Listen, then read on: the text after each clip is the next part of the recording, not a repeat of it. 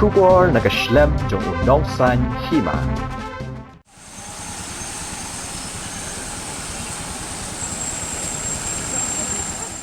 Aku pastor ngaran hang ni.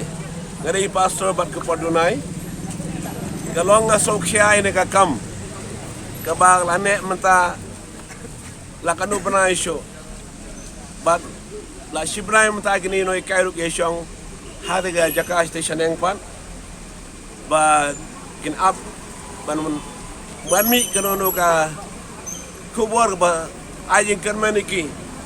Mereka poi ke puar pat aduk menen kejar jingja balapan ai daga tiar gas. Te daga jing jong play aingu cuma dan menu bala khlat ne jaya ususi koi don jime sau ka tukan ni. Henry idwai mo play ajing kya kran di mama sau baro. Te jwanang ne ne siru kolong ko pastor ngamla pusyong hayeng mane. Ngamla pusyong ka kamera duai. Ngamla pusyong hayeng bersu duai am ta jongki. Jadi, layang ki kemat hingga lagi, ek belajar limba kena news media ke bangali iborohi. Dengan so bakan ke step ulai ukuran denga, bakan wan nejaka bandu wai namta jong ni ginoi kai.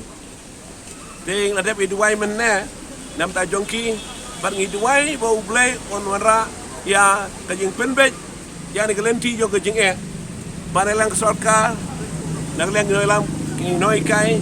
Kin poi pada siam dak lentigen kapakan numla banyak komne nak kam dagi tayo dagi benai dagi snem bat komno ke sulong komne doi pori ke por reban lamno eta ka solution bakata kalong banduai hu play dragon rat onobo dang tau bamuken unle isnei unle pala hanega jinge siam ke jokine baro ban laban penbek no dak lenting bosuk basan bagi ni kala balik final siang nak jing kemen chala ki kurgi kti chala ki baik baton yang ki bat kakam ka jam ru blay on kerku on yalam ki ba la penbek no ini barafar ki dwairu ba blay ajin start sarkar kuno ban lap kelenti ban penbek no ya ki thiet baro jingwit baro ki balong ban siam ngi jing sop jing penbek Dek jing duai ke jonga ne singa wan ban ye duai bi noi kairu